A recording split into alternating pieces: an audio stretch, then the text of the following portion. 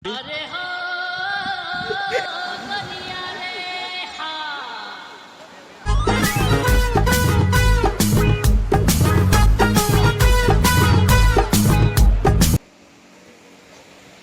మనం ఇక్కడ ఇది పారాషూట్ అయితే దిగుతుంది. దీన్ని ఎలా అంటే అక్కడ కనిపిస్తుంది కదా మన షిప్, ఆ షిప్ అయితే లాగుతుంది. చూడొచ్చు చాలా ఎంటర్టైన్మెంట్గా ఉంది.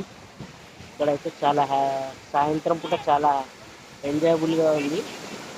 ఒక్కొక్కసారి తలుచుకుంటూ చచ్చిపోవాలనిపిస్తుంది సార్. ఈ బతుకు బతకదు ఎందుకు దేవుడా.